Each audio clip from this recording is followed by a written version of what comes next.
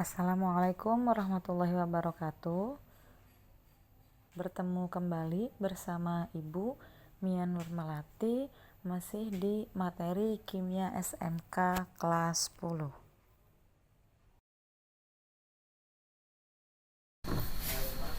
Oke, materi yang akan dibahas pada pertemuan kali ini yaitu tentang elektrokimia.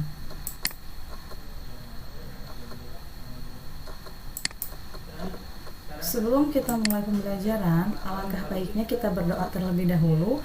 A'udzubillahi minasyaitonirrajim. Bismillahirrahmanirrahim. Rabbi zidni ilman warzuqni fahma. Ya Allah, tambahkanlah kepadaku ilmu dan berilah aku karunia untuk dapat memahaminya. Amin. Semoga dengan doa kalian ini kalian bisa lebih mudah untuk memahami materi pelajaran yang akan Ibu sampaikan. Nah, elektrokimia itu terbagi menjadi dua, ada sel volta atau sel galvani dan ada sel elektrolisis. Elektrokimia itu apa? Elektrokimia pasti sudah tahu ya dari namanya saja. Jadi elektrokimia ini membahas tentang hubungan antara reaksi kimia dan energi listrik ya.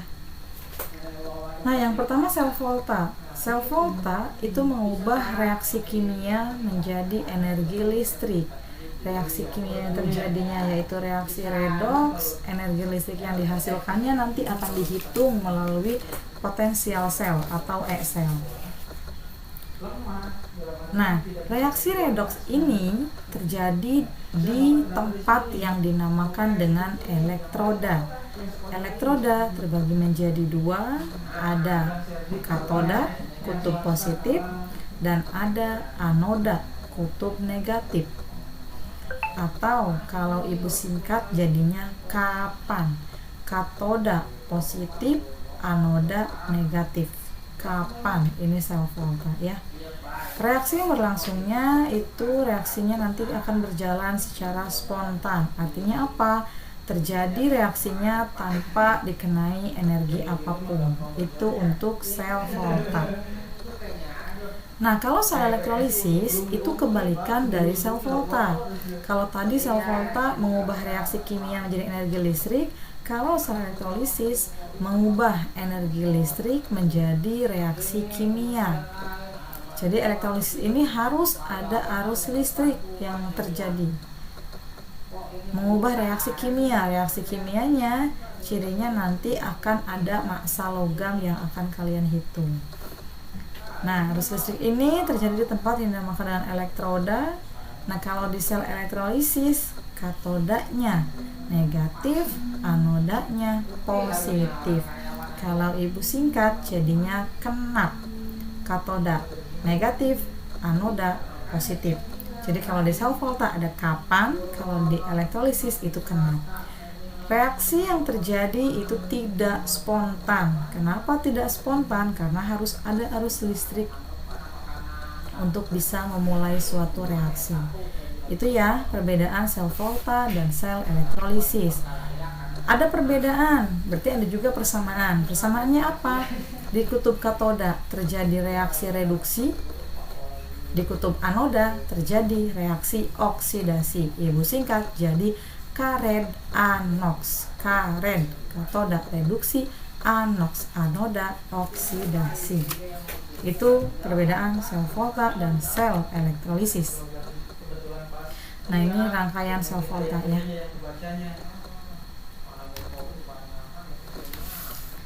Sel volta ini ditemukan oleh Alessandro Volta dan Luigi Galvani. Makanya namanya sel volta atau sel galvani dari nama dua orang penemunya. Sel volta itu rangkaian sel yang dapat menghasilkan arus listrik. Dia mengubah energi kimia menjadi energi listrik. Nah, ini ada komponen dari sel volta. Komponen sel volta itu yang pertama dua elektrode. Dua elektrode itu ini ya. Elektrodenya harus berupa logam. Ini ada elektrode negatif, yaitu ada logam M atau logam zinc. Dan yang kedua ada elektrode positif. yaitu di kutub katode ada logam Cu atau logam tembaga. 2 elektrode, kemudian ada juga larutan elektrolit. Ini larutan elektrolit di gelas pertama ada larutan ZnSO4. Larutan elektrolit yang kedua ada juga CuSO4. Kemudian yang ketiga ada kawat penghantar. Ini kawat penghantar tempat elektron mengalir. Nah, ini kawat penghantar ya. Kemudian ada voltmeter. Nah, di sini ada voltmeter nanti. Berapa arus yang dihasilkan dalam proses sel volta di sini akan terlihat. Prosesnya berjalan atau tidak nanti jarumnya juga akan bergerak, akan ketahuan, bisa kita lihat ya. Kemudian yang terakhir ada jembatan garam. Nah, ini jembatan garam yang letter N. Ini jembatan garam. Kenapa dinamakan jembatan garam? Karena berisi garam-garam, ada NaNO3, KBSO4. Di sini jembatan garam. Fungsinya untuk apa? Untuk menetralkan muatan dalam proses sel volta. Jadi supaya tidak berlebih muatan positifnya ataupun berlebih muatan negatifnya, maka harus dipasang jembatan garam. Nah, bagaimana arus listrik ini terjadi? Kemudian apa sih fungsi dari masing-masing komponen dalam rangkaian ini? Elektrode itu buat apa? Elektrode itu untuk apa? Voltmeter, jembatan garam ini akan dibahas ya.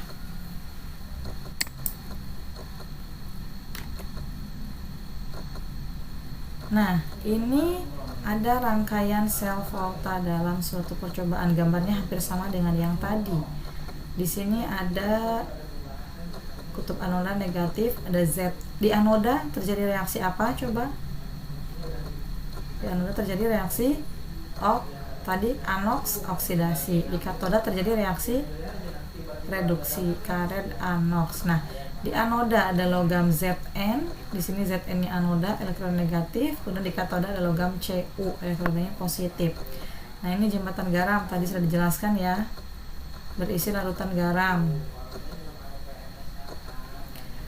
Nah, karena di anoda ini oksidasi, maka reaksi yang terjadinya yaitu oksidasi, itu artinya adalah melepaskan elektron. Zn menjadi Zn2+ ditambahkan 2 elektron.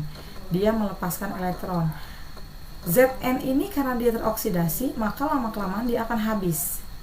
Dia melepaskan elektron. Elektronnya mengalir melalui kawat penghantar, melewati voltmeter, kemudian terus. Nah, elektron yang melalui kawat penghantar yang menuju kutub katoda itu nanti akan ditangkap oleh ion Cu2+. Sehingga di katoda ini terjadi reaksi reduksi atau reaksi penangkapan elektron. Cu2+ ditambah 2 elektron menjadi Cu. Ini reaksi reduksi, dan yang tadi Zn reaksinya oksidasi.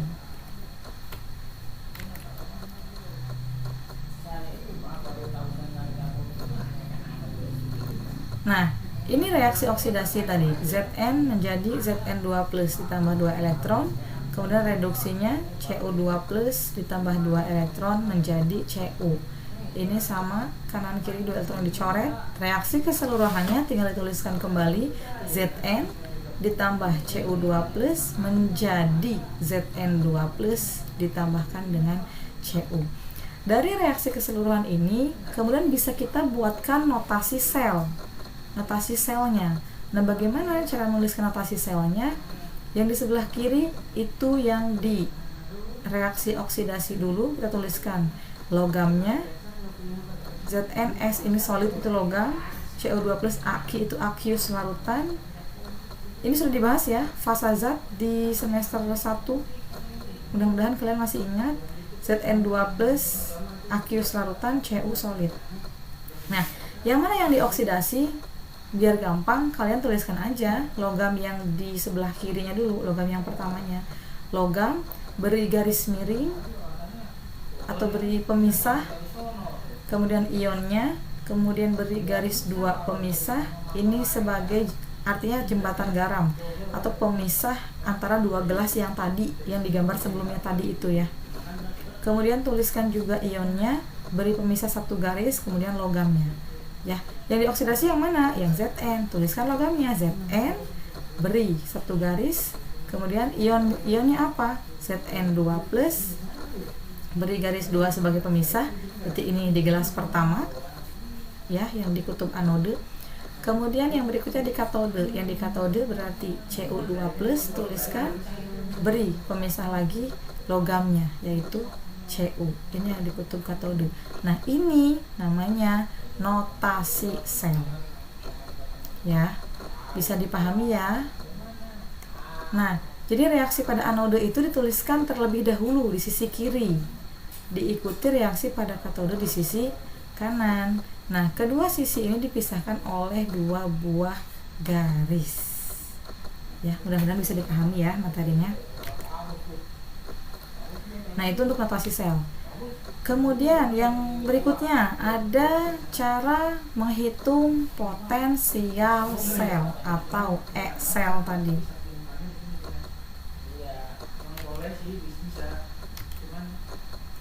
Bagaimana cara menghitung E-sel?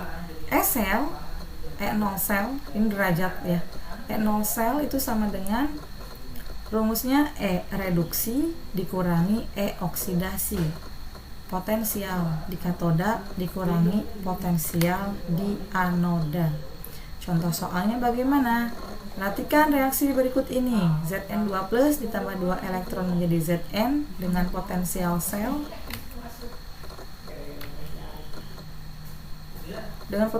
selnya min 0,76 volt. Kemudian Cu2+ tambah 2 elektron menjadi Cu, potensial selnya plus 0,34 volt. Bagaimana kalian menentukan mana sih reaksi yang di katode, mana yang di anode?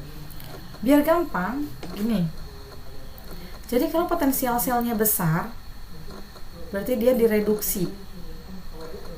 Tapi kalau yang potensial selnya kecil, berarti dia oksidasi atau anoda.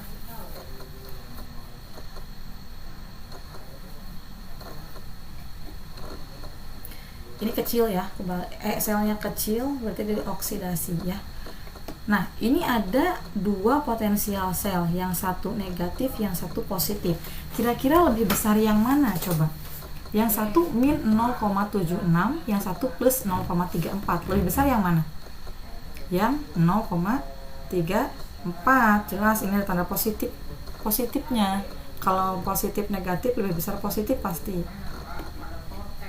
Nah, kalau dua-duanya negatif bagaimana? Tinggal dilihat yang lebih besar yang mana, berarti dia di reaksi reduksi atau dia di katoda ya. Nah, pertanyaannya, tentukan harga potensial selnya.